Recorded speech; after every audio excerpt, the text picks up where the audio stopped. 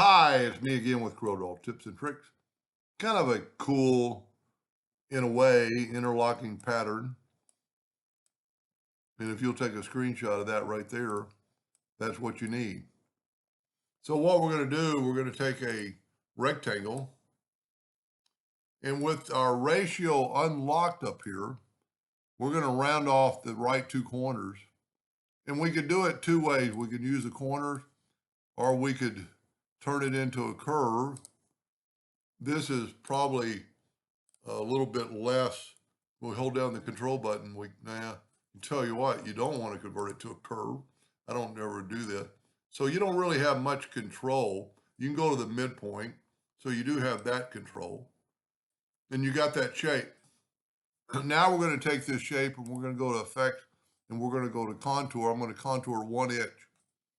And that looks pretty good. I'm going to go ahead and break the contour apart. And I'm going to mirror this the other way. And then I'm going to control D and make a duplicate and mirror it back. And I'm going to put it like right there. Now I want to measure this line.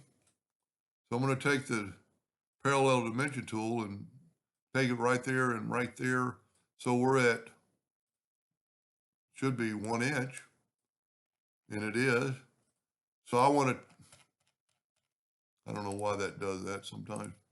I want to take that away. And I'm going to change my nudge factor to 1 inch. And then when I grab this one, it'll move it. Well, I didn't grab both of them, but I can move them individually. That way they're kind of equal. I didn't do that really on the first one. I'm going to control D to make a duplicate. And you know what I'm going to do differently this time?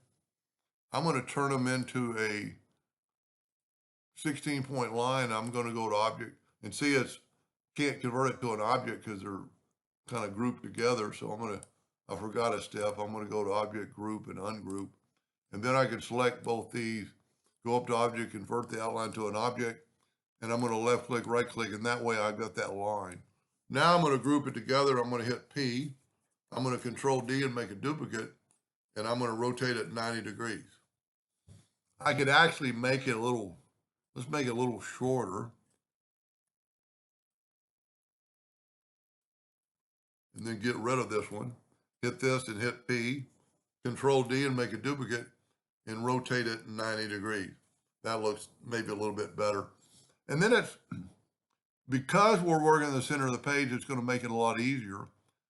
We can take our virtual segment delete key, and I'm going to have to look at this other one for me. I'm going to take, and that's why I would ask you to make a screenshot. Hold down the Alt key and swipe through there. So if this is going over, then this one needs to go under.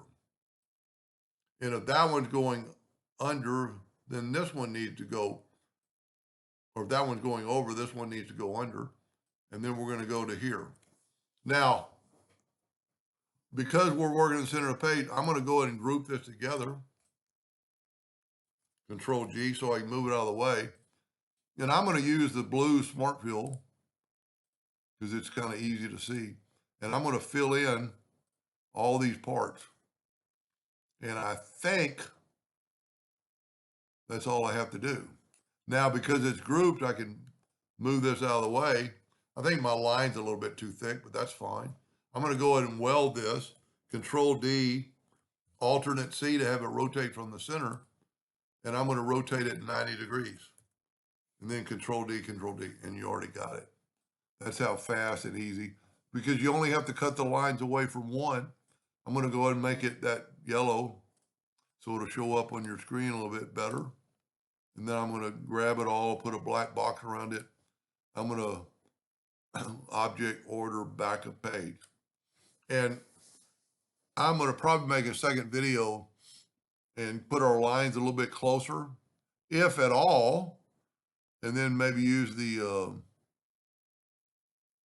interactive fill tool to make it look a little different, but we'll see how that goes. But anyway, I hope that gave you an idea or two, and thank you for watching.